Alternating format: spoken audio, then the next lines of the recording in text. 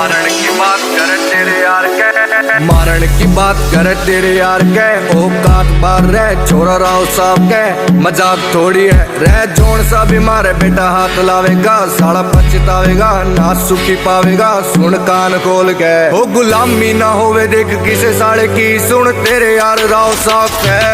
ओ तेरे शहर महल का बजे राव साहब का, छोरी बेहिसाब का कदी आर पार का, रेड ट्रेंड भी चले देख मारे ब्रांड का, तोड़ना कोई बेटा सुन याद तो ब्रांड का, तेरे शहर महल का बजे राव साहब का।